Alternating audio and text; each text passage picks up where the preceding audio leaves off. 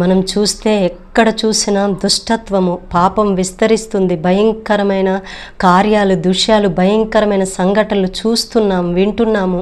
అవునండి, ప్రేమలు చల్లారిపోయాయి, స్వార్థం విస్తరిస్తుంది. మనుష్యుడు మానవత్వాన్ని విడిచిపెట్టి విచక్షణ కోల్పోయి జీవిస్తున్న దినాల మధ్యలో మనం ఉన్నాము. చిన్న బిడ్డలకు సహితము క్షేమము లేని దినాల మధ్యలో మనం ఉన్నాము. అవునండి, తల్లి ప్రేమ సహితము కలుషితమైపోయే దినాల మధ్యలో మనం జీవిస్తున్నాము.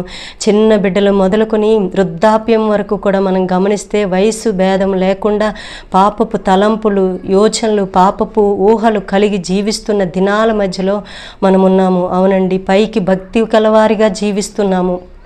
భక్తి, దేవుని భయము లేని భక్తి చేస్తున్నాం. భక్తి అని ముసుగు వేసుకొని మనం జీవిస్తున్నాము. దేవుని వాక్యం సెలవిస్తుంది. పౌలు భక్తుడు అంటున్నాడు, పైకి భక్తి గలవారిగా ఉండి దాని శక్తిని ఆశ్రయించలేని వారిగా ఉంటున్నామని. అవునండి, దేవుడు నియమించిన అద్దులు మీరి మనము జీవిస్తున్నాం. దేవుని భయము లేకుండా బ్రతుకుచున్నాము.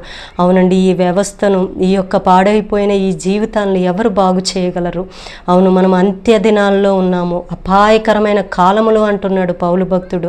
అవునండి, పౌలు భక్తుడు 2 తిమోతి 3:1-5 వచనాలు మనం గమనిస్తే ఎంత క్రూరత్వమును కనపరిచే దినాల్లో మనం ఉన్నామో అక్కడ పౌలు భక్తుడు మనకు జ్ఞాపకం చేస్తున్నాడు. అవునండి, దేవుని వాక్యం సెలవిస్తుంది. మత్తయి సువార్త 24వ అధ్యాయం కూడా మనం గమనిస్తే అంత్య దినాలు అంట, నోవాహు దినాలు వంటి దినాలంట. నోవాహు దినాలు మనం జ్ఞాపకం చేసుకుంటే ఆదికాండం 6వ అధ్యాయంలో దేవుని వాక్యం సెలవిస్తుంది, భూమి మీద సమస్త శరీరులు తమ మార్గములను చెరిపివేసుకుని ఉన్నారు అని. అవును, వారి తలంపులు, ఊహలు దేవుడు చూచినప్పుడు సంతాపము నొంది ఉన్నాడంట, చెడిపోయి ఉన్నారంట ప్రజలు. అవునండి, అటువంటి దినాల మధ్యలో ఈ దినం మనం ఉన్నాము. ఇవి అంత్య దినాలని దేవుని వాక్యం సెలవిస్తుంది.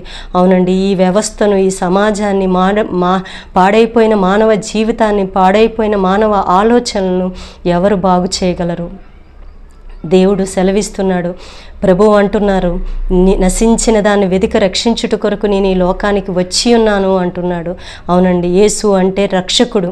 తన ప్రజలను వారి పాపముల నుండి ఆయనే రక్షించును. అవును, ఆయనే రక్షించును. నశించిన మానవాళ్ళని రక్షించుట కొరకు, నశించిన మానవ హృదయాన్ని కాపాడుట కొరకు, నశించిన మానవ ఆలోచనలను బాగు చేయుట కొరకు ప్రభువు క్రీస్తు ఈ లోకానికి వచ్చి ఉన్నారు. అవునండి, పాడైపోయిన మన జీవితాలను ఆయన చేతులకు అప్పగించుకుంటే, పాడైపోయిన మన హృదయాన్ని, పాడైపోయిన మన తలంపులను బాగు చేయగలిగే సర్వశక్తిమంతుడై ఉన్నాడు. అవునండి.